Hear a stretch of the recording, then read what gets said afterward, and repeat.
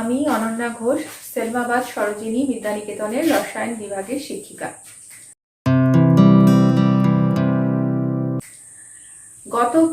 Last কতগুলো video ধরে আমরা ক্লাস 12-এর কঠিন পদার্থ নিয়ে আলোচনা করছি। তো আজকেও আমরা ওই চ্যাপ্টারেরই অন্তর্গত একটা নতুন টপিক নিয়ে আলোচনা করব, সেটা হচ্ছে কেলাসের ঘনত্ব। কেলাসের ঘনত্ব অর্থাৎ বিভিন্ন যে কেলাসগুলো আমরা পেয়েছি, কেলাসের ঘনত্ব নির্ভর করবে কার উপর না, ওই কেলাসের মধ্যে মোট কতগুলো কণা রয়েছে তার উপরে, কণার সংখ্যার উপর ওই কেলাসটার ঘনত্ব নির্ভর করবে। যত বেশি কণার পরিমাণ হবে বা কণার সংখ্যা যত বাড়বে তত বেশি কেলাসের ঘনত্ব বাড়বে। তো সেরকমই আজকে আমরা একটা মৌলঘটিত কিউবিক কেলাস, তার ঘনত্ব নির্ণয় করব বা তার ঘনত্বের সূত্র কি হবে সেটা আলোচনা করব। তো আমরা প্রথমেই ধরে নিচ্ছি এই যে কিউবিক কেলাসের ঘনত্ব আমরা আজকে নির্ণয় করছি, সেই কিউবিক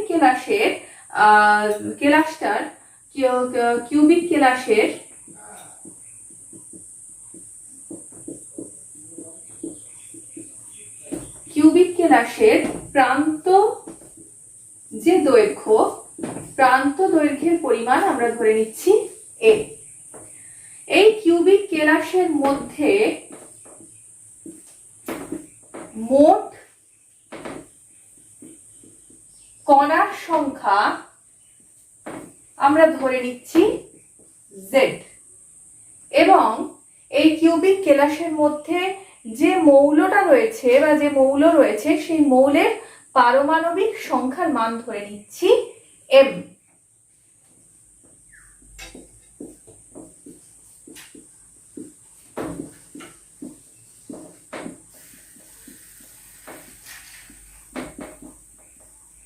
মৌলের পারমাণবিক সংখ্যার ধরে নিচ্ছি, বা মৌলের পারমাণবিক ভর বলতে পারি, সংখ্যা কথাটা বলবো না এখানে, আমরা মৌলের পারমাণবিক ভর ধরছি, মৌলের পারমাণবিক ভর ধরে নিচ্ছি m। তাহলে কি বলছি না, মৌলঘটিত যে কিউবিক কেলাসের ঘনত্ব আমরা নির্ণয় করছি, সেই কিউবিক কেলাসের প্রান্ত দৈর্ঘ্য ধরেছি a, কিউবিক কেলাসটার মধ্যে মোট কণার সংখ্যা ধরে নিয়েছি z, এবং যে মৌল নিয়ে ওই কিউবিক কেলাসটা তৈরি হয়েছে সেই কিউবিক কেলাসের পারমাণবিক ভর ধরছি m। তাহলে এবার আমরা এই কিউবিক কেলাসের ভর নির্ণয় করতে পারি। কিভাবে নির্ণয় করব দেখা যাক। তাহলে এই যে কিউবিক কেলাস,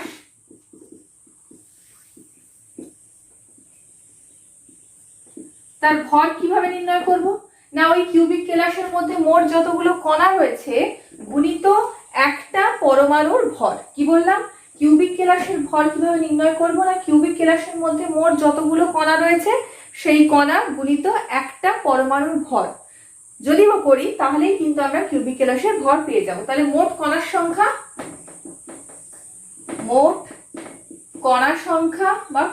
সংখ্যা গুণিত একটি পরমাণুর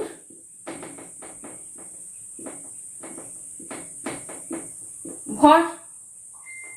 এবার একটি পরমাণুর ভর কত না, একটি পরমাণুর ভর যদি আমাদের নির্ণয় করতে হয় আমরা বলতে পারি একটি পরমাণুর ভর অর্থাৎ কত, কিভাবে নির্ণয় করব না, ওই মৌলটার যেটা পারমাণবিক ভর ভাজিত অ্যাভোগাড্রো সংখ্যা। তাহলে একটা মৌলের পরমাণুর ভর যদি আমরা স্মল m ধরি, তাহলে স্মল m সমান কি বলতে পারি, মৌলের পারমাণবিক ভর মানে ক্যাপিটাল M ভাজিত অ্যাভোগাড্রোর সংখ্যা। অ্যাভোগাড্রো সংখ্যার মান আমরা জেনারেলি n দিয়ে রিপ্রেজেন্ট করি। তাহলে আমরা বলতে পারি যে একটা পরমাণুর ভর m সমান মৌলটার পারমাণবিক ভর বাই অ্যাভোগাড্রো নাম্বার। তাহলে কিউবিক কেলাসের যে ভর, কিউবিক কেলাসের ভর সমান আমরা লিখতেই পারি মৌলের কণার সংখ্যা z গুণিত একটা পরমাণুর ভর অর্থাৎ m/n। আশা করি এতটা তোমাদের ক্লিয়ার হয়েছে। নেক্সট আমরা কি লিখবো, ভর পেয়ে গেছি, আমরা ঘনত্ব নির্ণয় করতে চাইছি। তাহলে ঘনত্ব নির্ণয় করতে গেলে আমাদের কোন কোন রাশি দরকার, ঘনত্ব সমান আমরা জানি কি না, ভর বাই আয়তন। তাহলে ভরটা নির্ণয় করে ফেলেছি ওই কেলাসের, আয়তনটা কি করে নির্ণয় করব, আয়তন কত হবে না, কেলাসটার আয়তন হবে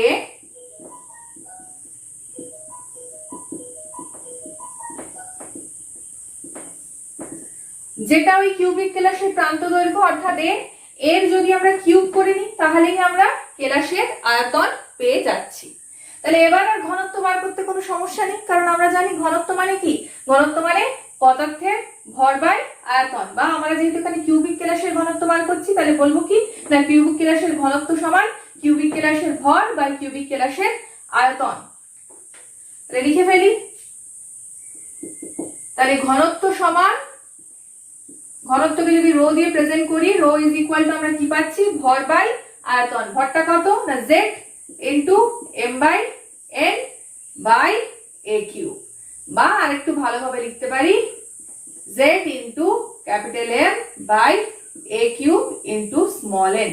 অর্থাৎ কোন কিউবিক কেলাসের ক্ষেত্রে তার মোট কণার সংখ্যা, পারমাণবিক ভর, তার প্রান্ত দৈর্ঘ্য এবং যদি অ্যাভোগাড্রো নাম্বার জানা থাকে তাহলেই কিন্তু আমরা ওই কিউবিক কেলাসটার ঘনত্ব নির্ণয় করতে পারব।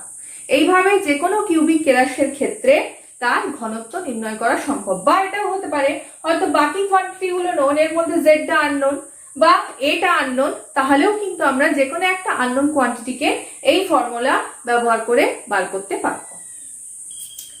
নেক্সট আমরা চলে আসব কঠিন পদার্থের সন্নিবেশ।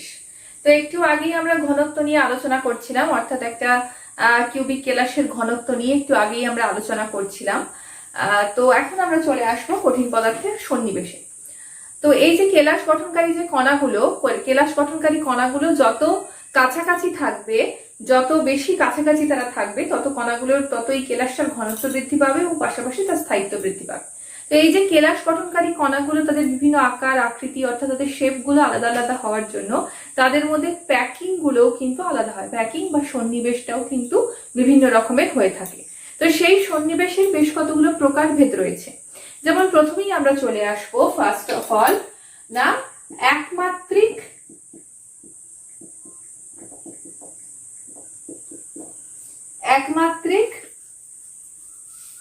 ঘন সন্নিবেশ। এই একমাত্রিক ঘন সন্নিবেশে কিভাবে থাকে, কেলাসগুলো কিভাবে তাদের সাথে অ্যারেঞ্জ, মানে তারা কিভাবে নিজেদের মধ্যে অ্যারেঞ্জমেন্টটা রাখে না, এখানে এই যে কণাগুলো এরা পরপর গোলকের আকারে পরপর এভাবে থাকতে থাকে, দ্যাট ইজ ওয়ান ডাইমেনশনাল, একমাত্রিক।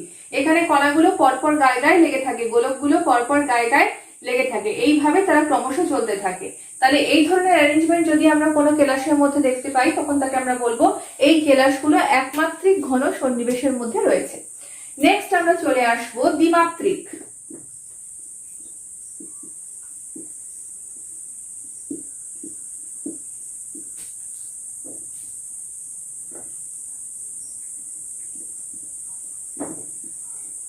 দ্বিমাত্রিক ঘন সন্নিবেশ। এই দ্বিমাত্রিক ঘন সন্নিবেশকে আমরা দুটো ভাগে ভাগ করতে পারি। একটাকে আমরা বলি বর্গাকার ঘন সন্নিবেশ, আরেকটাকে আমরা বলি হেক্সাগোনাল ঘন সন্নিবেশ। বর্গাকার ঘন সন্নিবেশ কোনটা না, এইরকম যে কণাগুলো যদি এইভাবে অ্যারেঞ্জ থাকে, অর্থাৎ তাদের মধ্যে তারা একদম পরস্পর গায়ে গায়ে লেগে রয়েছে এবং ঠিক এই ওপরের যে লেয়ারটা সেই লেয়ারের নিচেই করসপন্ডিং একদম নিচেই নেক্সট কণাগুলোও কিন্তু থাকবে একদম একই রকম ভাবে। এই ওপরের লেয়ারটার নিচেই কিন্তু একই রকম ভাবে কিন্তু কণাগুলো পরস্পরের সঙ্গে লেগে থাকবে,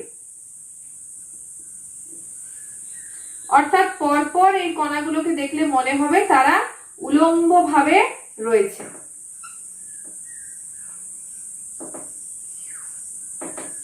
আমার এখানে একটু হয়তো মানে শেপ গুলো আলাদা রকম হয়ে যাচ্ছে, কিন্তু এরা কিন্তু সবাই একই রকমের শেপের হবে, অর্থাৎ দেখলে মনে হবে যেন এই লেয়ারটা পুরোপুরি উলম্ব ভাবে, এটা কন্টিনিউ হচ্ছে, এই লেয়ারটা একই রকম ভাবে চলছে বা এই লেয়ারটা একই রকম ভাবে পরপর চলছে নিচে নিচে একদম। তাহলে এই জাতীয় যে অ্যারেঞ্জমেন্ট সেটাকে আমরা বলছি দ্বিমাত্রিক ঘন সন্নিবেশের একটা টাইপ, বর্গাকার ঘন সন্নিবেশ। যেখানে এইরকম আমরা যদি একটা পয়েন্ট নিয়ে এখানে এখানে এখানে এবং এখানে এই পয়েন্টগুলোকে যদি আমরা যোগ করে দিই তাহলে আমরা দেখতে পাবো একটা বর্গক্ষেত্র তৈরি হচ্ছে। তাই জন্য এই টাইপটার নাম হচ্ছে বর্গাকার ঘন সন্নিবেশ। নেক্সট আমরা চলে আসবো হেক্সাগোনাল ঘন সন্নিবেশে। হেক্সাগোনাল ঘন সন্নিবেশের কেলাসের স্ট্রাকচার কিরকম হবে না, এখানেও লেয়ার গুলো পরপর তৈরি হবে।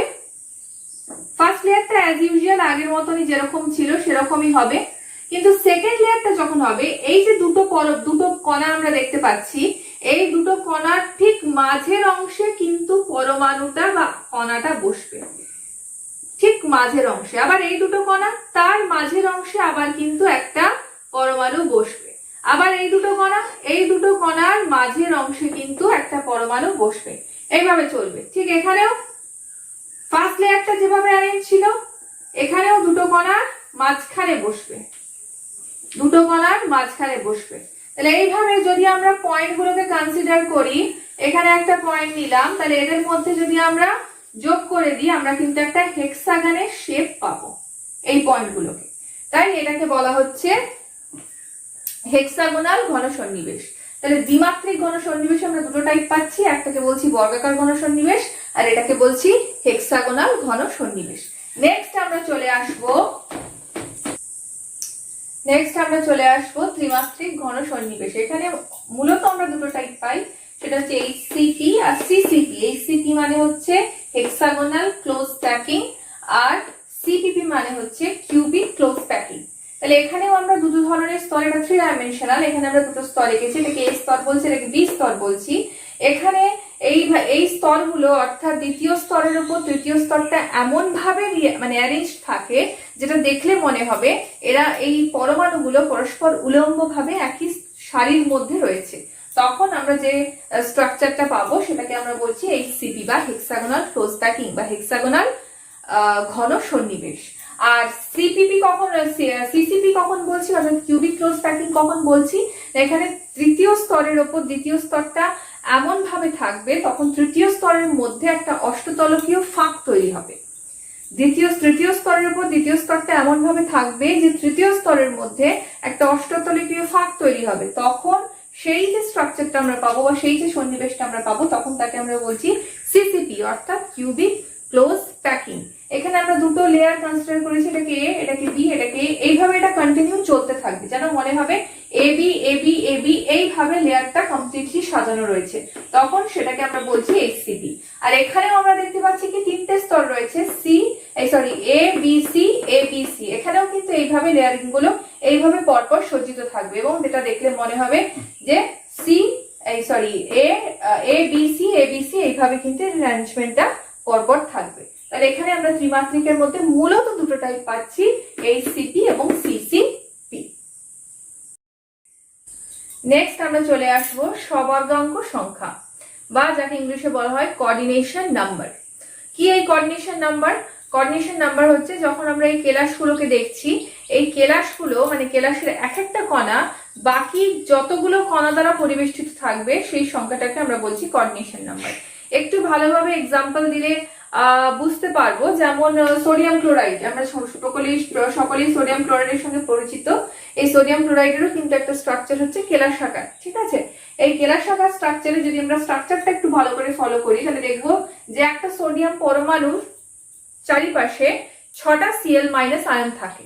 সিমিলারলি একটা Cl- যে আয়ন বা Cl- যে আয়নটার চারপাশে 6টা সোডিয়াম প্লাস ক্যাটায়ন কিন্তু Cl- আয়নটাকে ঘিরে রাখে, অর্থাৎ সোডিয়ামের চারপাশে 6টা Cl- থাকছে এবং একটা Cl- এর চারপাশে 6টা সোডিয়াম প্লাস থাকছে।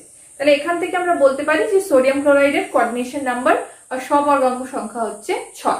তাহলে এরকমই বিভিন্ন কেলাসের ক্ষেত্রে বিভিন্ন ধরনের কোঅর্ডিনেশন নাম্বার থাকে বা সবর্গাঙ্ক সংখ্যা আলাদা আলাদা হয়, অর্থাৎ একটা পরমাণুর চারপাশে যতগুলো পরমাণু তাকে ঘিরে রাখবে সেই সংখ্যাটাকেই আমরা কোঅর্ডিনেশন নাম্বার বলবো।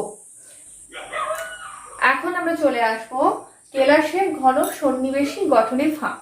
অর্থাৎ একটু আগেই যখন আমরা কেলাসের বিভিন্ন স্ট্রাকচার গুলো নিয়ে আলোচনা করছিলাম, তাদের টাইপ গুলো নিয়ে আলোচনা করছিলাম, তাহলে এরকম যদি আমরা বিবেচনা করি যে একটা লেয়ার এরকম অবস্থায় রয়েছে এবং তার ওপরে ঠিক আরেকটা লেয়ার যদি এইরকম অবস্থায় থাকে, তাহলে এদের মাঝখানে আমরা দেখতে পাচ্ছি একটা স্পেস তৈরি হচ্ছে,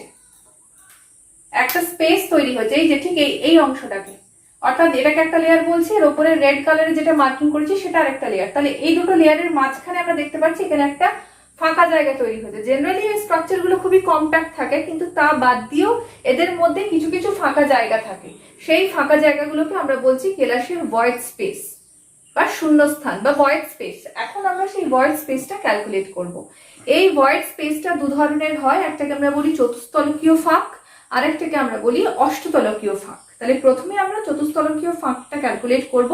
চতুস্তলকীয় ফাঁকটা ক্যালকুলেট করব এই সেন্সে বলছি কারণ এখানে ফাঁক এবং ওই চতুস্তলক তৈরি করতে যে পরমাণুগুলো দরকার পড়েছে, অর্থাৎ কেলাসের যে পরমাণুগুলো বা কেলাসকে যে আমরা পরমাণুগুলোকে যে গোলকের আকারে কনসিডার করেছি, সেই পরমাণুর রেডিয়াস এবং ওই ফাঁকের রেডিয়াস, এই দুটোর আমরা রেশিওটা ক্যালকুলেট করব। প্রথমে করব চতুস্তলকীয় ফাঁক নিয়ে এবং লাস্টে করব আমরা অষ্টতলকীয় ফাঁক নিয়ে। তো এখানে অলরেডি আমরা একটা ছবি এঁকে রেখেছি, দেখতে পাচ্ছি। এই ছবিটাকে আমরা কি করেছি, একটা ঘনকের শেপ দিয়েছি। এই যে ছবিটা এঁকেছি, এই ছবিটাকে আমরা একটা ঘনকের শেপ দিয়েছি। ঘনকের যে অল্টারনেটিভ যে পয়েন্টস গুলো, সেই অল্টারনেটিভ পয়েন্টস গুলোতে আমরা একটা করে অ্যাটম কনসিডার করেছি। এই যে এখানে একটা অ্যাটম, এখানে একটা অ্যাটম, এখানে একটা অ্যাটম, এখানে একটা অ্যাটম, এবং এখানে যে ফাঁকটা তৈরি হবে সেই ফাঁকটা কিন্তু চতুস্তলকীয় ফাঁক হিসেবে আমরা বিবেচনা করেছি। এবং এই যে মাঝখানের যে স্পেসটা যে গোল করেছি, এটাকে আমরা ফাঁক ধরে নিয়েছি। তাহলে এখানে আমরা কি কি পাচ্ছি, এই যে ঘনকটা ধরেছি বা ঘনকটা দেখতে পাচ্ছি, এই ঘনকের একটা প্রান্ত দৈর্ঘ্য পেয়েছি, ঘনকের প্রান্ত দৈর্ঘ্য ধরে নিয়েছি বা প্রান্তীয় দৈর্ঘ্য ধরে নিয়েছি এ, ঘনকের প্রান্ত দৈর্ঘ্য এ বা তার দৈর্ঘ্যটা, এই যে লেন্থটা আমরা এ ধরে নিয়েছি। এখানে আমরা দু ধরনের গোলক কনসিডার করছি, একটু আগেই বলেছি কি কি না। একটা হচ্ছে এই যে পরমাণুটা, যে পরমাণুগুলোকে নিয়ে আমরা ঘনক এই কেলাসটা তৈরি করেছি, সেই পরমাণুর একটা রেডিয়াস পাবো, এবং এখানে যে ভয়েড স্পেসটা রয়েছে, সেই ভয়েড স্পেসটাকেও আমরা একটা গোলক হিসেবেই ধরেছি এবং তারও একটা রেডিয়াস পাবো। তাহলে ফাঁকা স্থানের যে রেডিয়াসটা, ফাঁকের যে রেডিয়াসটা, এই যে ফাঁকটা কনসিডার করেছি, এটাকেও কিন্তু আমরা একটা গোলক হিসেবেই কনসিডার করেছি। তাহলে ফাঁকেরও একটা আমরা রেডিয়াস পাবো, ফাঁকের ব্যাসার্ধ। ফাঁকের ব্যাসার্ধ কত ধরছি, r1। এই যে পরমাণুগুলো বা কণাগুলো, তার ব্যাসার্ধ কত না কণার ব্যাসার্ধ, কণার ব্যাসার্ধ কত ধরেছি, r2। ঠিক আছে, তাহলে এখানে দেখো আমরা একটা ত্রিভুজ পাচ্ছি প্রথমে, এ বি সি। ডেফিনেটলি এটা সমকোণী ত্রিভুজ। তাহলে এই যে ত্রিভুজ এ বি সি পেয়েছি, সেখান থেকে আমরা first of all A beta calculate করব। তাহলে এবিসি ত্রিভুজ থেকে এ বিটা যদি আমাদের ক্যালকুলেট করতে হয়, কিভাবে ক্যালকুলেট করব না, আমরা জানি পাইথাগোরাসের সূত্র যেরকম আমরা লাগাই সেইভাবেই লাগাবো। কি সেই সূত্র না, এসি স্কোয়ার প্লাস, এখানে দেখতে পাচ্ছি বিসি স্কোয়ার। ঠিক আছে, AC square plus BC square. এসিটা কত গো, এ, এবং বিসিটা কত, এ, দুটোই তো এ। তাহলে আমরা পাচ্ছি কত না এ স্কোয়ার প্লাস এ স্কোয়ার, অর্থাৎ √2a স্কোয়ার। এতটা ক্লিয়ার? আচ্ছা, এই যে এবিটা পেয়েছি, এই এবিটা, এবি মানে কি, এখানে একটা কণা, এখানে একটা কণা, কণার রেডিয়াস কত, কণার রেডিয়াস হচ্ছে r2। তাহলে আমরা ঘুরিয়ে এটা বলতেই পারি যে 2r2 is equal to √2a, বলতেই পারি। তাহলে এখান থেকে আমরা একটা r2 এর ভ্যালু পাচ্ছি, √2/2a। এটাকে আরেকটু আমরা ক্লাসিফাই করতে, আরেকটু আমরা সলভ করতে পারি, কত না a/√2। ঠিক আছে, এটাকে আমরা একটা ইকুয়েশন নাম্বারিং দিয়ে দিলাম, ইকুয়েশন নাম্বার 1। ঠিক আছে, নেক্সট দেখো এখানে আমরা আরেকটা ত্রিভুজ পাচ্ছি এ বি ডি, এটাও একটা সমকোণী ত্রিভুজ। তাহলে ত্রিভুজ এ বি ডি যেটা আমরা পাচ্ছি, এ বি ডি, এই যে সমকোণী ত্রিভুজ, এই এ বি ডি থেকে আমাদের এ ডি এর ভ্যালুটা ক্যালকুলেট করতে হবে। এ ডি এর ভ্যালু ক্যালকুলেট করব কিভাবে, একই রকম ভাবে A B square plus B D square. দেখো এ বি এর ভ্যালুটা আমরা পেয়েছি, এ বি এর ভ্যালুটা কত, এ বি এর ভ্যালু হচ্ছে, এটাকে আরেকটু সলভ করে নেওয়া যাক, √2a। এ বি এর ভ্যালুটা কত না √2a square plus a square.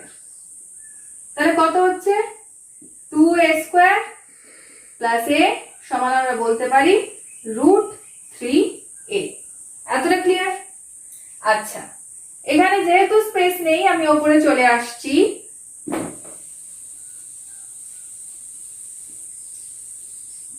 এখানে আমরা এডি সমান কি পেয়েছি দেখতে, এই ছবি থেকে এডি সমান √3a।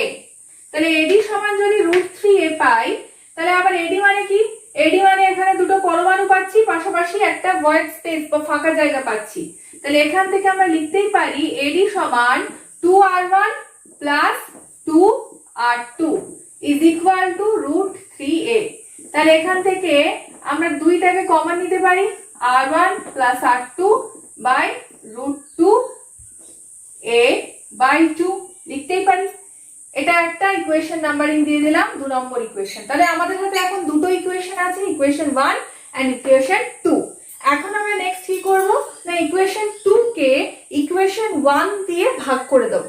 ইকুয়েশন 2 কে ইকুয়েশন 1 দিয়ে ভাগ করে দেব।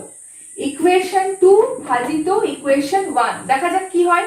তাহলে যদি ভাগ করি তাহলে r1 by r2 plus 1 by √3a/2 into √2/a।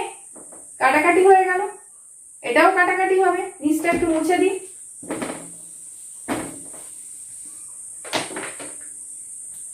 কি থাকছে, r1 বাই r2 প্লাস 1, এখানেও কাটাকাটি হবে, দেখো এখানে √2 এখানে 2 আছে, তাহলে √3/√2। আরেকটু সলভ করব, r1 by r2 √3/√2 minus 1, r1 by r2 √3 minus √2/√2। √3 value হচ্ছে 1.732 মাইনাস 1.414 ডিভাইডেড বাই 1.414। এটাকে যদি আমরা সলভ করি, সলভ করলে আমরা ভ্যালুটা পাবো 0.225। অর্থাৎ আমরা বলতে পারি যদি চতুস্তলকীয় কেলাস হয় তাহলে তার ক্ষেত্রে ভয়েড স্পেস এবং মানে ভয়েড স্পেসের রেডিয়াস বা ফাঁকা স্থানের রেডিয়াস এবং ওই যে কণাটা ওই চতুস্তলকটা তৈরি করতে সাহায্য করেছে সেই কণার রেডিয়াস, কেলাস গঠনকারী কণার রেডিয়াস, তাদের অনুপাতটা দাঁড়াবে, অর্থাৎ r1 বাই r2 ভ্যালুটা দাঁড়াবে 0.225। নেক্সট আমরা চলে আসবো অষ্টতলকীয় ফাঁকে। তো অষ্টতলকীয় ফাঁকটা কি না, এখানে আমরা দুটো লেয়ার নিয়েছি, এই যে নিচে একটা ব্লু দিয়ে লেয়ার করা আছে এবং এটার উপরে একটা রেড কালারের যে লেয়ারটা দেওয়া আছে, দুটো স্তর। এই দুটো স্তরের মাঝখানে ঠিক এই যে পজিশনটা, দুটো স্তরের মাঝখানে ঠিক এই যে পজিশনটা, এইখানটা, এই যে ফাঁকটা, এই ফাঁকটাকে আমরা বলছি অষ্টতলকীয় ফাঁক। তাহলে এখানে এরকম একটা ফাঁক আমরা কনসিডার করেছি, এই ফাঁকটাকে আমরা অষ্টতলকীয় ফাঁক হিসেবে চিহ্নিত করছি। এই ছবিটার মাঝে এই যে ফাঁকা অংশটা, এই ফাঁকা অংশটাকে আমরা অষ্টতলকীয় ফাঁক বলে চিহ্নিত করছি। তো নেক্সট আমরা কি দেখব, এই অষ্টতলকীয় ফাঁক এবং এই যে পরমাণুগুলো রয়েছে এদের রেডিয়াসের অনুপাতটা কিন্তু আমরা ক্যালকুলেট করব। তো এখন আমরা কি দেখতে পাচ্ছি, এখানে একটা বর্গক্ষেত্র ABCD একটা বর্গক্ষেত্র আমরা পেয়েছি। এই বর্গক্ষেত্রের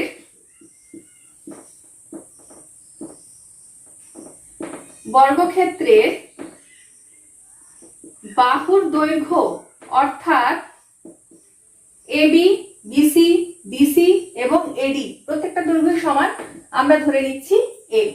এই যে মাঝখানে যে ফাঁকা অংশটা, এই ফাঁকা অংশের রেডিয়াস বা ফাঁকের যে রেডিয়াস, এই ফাঁকের রেডিয়াসটাকে আমরা ধরে নিচ্ছি, ফাঁকের যে ব্যাসার্ধটা তাকে আমরা ধরে নিচ্ছি কত না r1। এবং এই যে কণাগুলো রয়েছে ABD, এই যে মাঝখানে যে সেন্টার গুলো, এই যে বড় বড় কণাগুলো রয়েছে, এই কণাগুলোর রেডিয়াস আমরা ধরে নিচ্ছি আগের মতনই r2। ঠিক আছে, তাহলে এখানে আমরা যখনই এই পয়েন্টগুলোকে যোগ করে দিয়েছি, যোগ করে A এবং C কেও যোগ করেছি, তখন আমরা দেখতে পাচ্ছি যে ABC একটা ত্রিভুজ পাচ্ছি। যখন এই বর্গক্ষেত্রের কর্ণ অর্থাৎ A এবং C টাকে জয়েন করেছি, তখন আমরা দেখতে পাচ্ছি ABC একটা ত্রিভুজ তৈরি হয়েছে এবং সেই ত্রিভুজটা কি জাতীয় ত্রিভুজ না সমকোণী ত্রিভুজ। যেহেতু এটা সমকোণী ত্রিভুজ, তাহলে এখান থেকে আমরা AC এর ভ্যালুটা ক্যালকুলেট করতে পারি। যেহেতু এটা একটা সমকোণী ত্রিভুজ, তাহলে সেখান থেকে আমরা AC এর ভ্যালুটা ক্যালকুলেট করতে পারি না। AC সমান আমরা কত পাচ্ছি, AC সমান আমরা করতে পারি না AB square √AB square plus BC square. AB square কত না A স্কয়ার, এবং একটু আগেই লিখলাম যে প্রত্যেকটা বাহুর দৈর্ঘ্য A, তাহলে A square plus A square. তাহলে AC সমান আমরা বলতে পারছি কত না √2 এ, তাই তো। আবার দেখো এই যে এসি, এই এসিটা কি, এই এসিটার মধ্যে আমরা কি কি পাচ্ছি না, এসির মধ্যে ফাঁকটা পাচ্ছি এবং পাশাপাশি দুটো কণা পাচ্ছি। তাহলে আমরা এসিটার সমান লিখতেই পারি এসি সমান 2r1 প্লাস 2r2 সমান রুট আন্ডার বা রুট 2a, তাই তো। আচ্ছা, তাহলে এটাকে আমরা একটা নাম্বারিং দিয়ে দিলাম, একটা সমীকরণ তৈরি করলাম। আবার দেখো এই যে কোনো দুটো কণা, হয় আমরা এই দুটো কণাকে ধরতে পারি বা এই দুটো কণাকে ধরতে পারি, এই দুটোকেও ধরতে পারি, এই দুটোকেও ধরতে পারি। যে কোনো দুটো কণার ক্ষেত্রে আমরা দেখতে পাচ্ছি এর রেডিয়াস ধরেছি r1, সরি এর রেডিয়াস ধরেছি r2 এবং এর রেডিয়াস ধরেছি r2, দুটোরই রেডিয়াস r2। তাহলে এটা আবার এই ab সমান বা এই ab সমান আমরা কি পাচ্ছি, ab সমান a। তাহলে a সমান আমরা বলতেই পারি যে 2r2। আরেকবার ক্লিয়ার করছি, এই প্রত্যেকটা বাহুর দৈর্ঘ্য a, প্রত্যেকটা বাহুর দৈর্ঘ্য মানে কি পাশাপাশি দুটো কণা, দুটো কণার রেডিয়াস আমরা ধরেছি কত না, কণার রেডিয়াস r2, তাহলে আমরা বলতেই পারি a সমান r2, তাই তো। তাহলে এটা একটা ইকুয়েশন আমরা পাচ্ছি, ইকুয়েশন নাম্বার 2। তাহলে এই ইকুয়েশন নাম্বার 2 এবং ইকুয়েশন নাম্বার 1 এর থেকে আমরা ইকুয়েশন নাম্বার 2 এ এর যে ভ্যালুটা পেয়েছি সেই এর ভ্যালুটা আমরা ইকুয়েশন 1 এ পুট করব। কি বলছি, ইকুয়েশন 2 তে আমরা a = 2r2 পেয়েছি, এই 2r2 এর ভ্যালুটা সেটা আমরা এইখানে ইকুয়েশন 1 এ পুট করব। ঠিক আছে, তাহলে পুট করে দিই। তাহলে 2r1 plus 2r2 is equal to root 2 into 2r2। Clear? এবার দেখো এখানেও 2, এখানেও আমরা দুটো থেকে এখানেও আমরা কিন্তু 2 কমন পাচ্ছি, তাহলে বোথ সাইডে 2 ক্যান্সেল আউট হয়ে যাবে। তাহলে কি পড়ে থাকছে না r1 plus r2, এখানেও 2টা আমরা কমন নিয়ে নিয়েছি, আমি একটা স্টেপ জাম্প করছি, এখানে 2টা কমন নিয়েছি আর এখানে একটা 2 রয়েছে, তাহলে এই দুটো 2 ক্যান্সেল হয়ে যাবে। তাহলে আলটিমেটলি পড়ে থাকছে কি না r1 plus r2 is equal to root 2r2, তাই তো। এবার উপরে চলে যাই,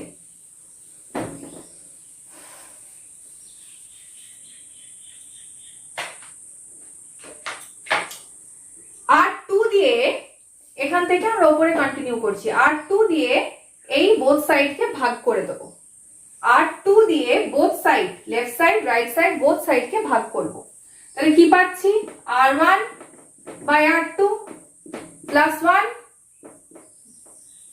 equal to root 2। r2 দিয়ে বোথ সাইডকে ভাগ করে দিলাম, তাহলে ভাগ করতে আমরা পাচ্ছি r1 by r2 plus 1 is equal to root 2। তাহলে এবার কি হবে r1 by r2 সমান root 2 minus 1।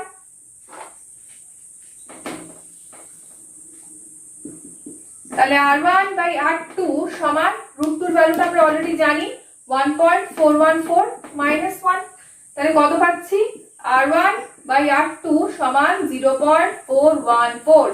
অর্থাৎ কোন কেলাসে যদি অষ্টতলকীয় ফাঁক তৈরি হয়, অষ্টতলকীয় বা ভয়েড স্পেস তৈরি হয়, তাহলে তার ফাঁকা স্থান এবং ওই কণা কেলাস তৈরি করতে যে কণাটার প্রয়োজন পড়েছে তাদের রেডিয়াসের অনুপাত বা তাদের ব্যাসার্ধের অনুপাত কত দাঁড়াচ্ছে, অর্থাৎ r1 by r2 সমান আমরা পেয়ে যাচ্ছি 0.414।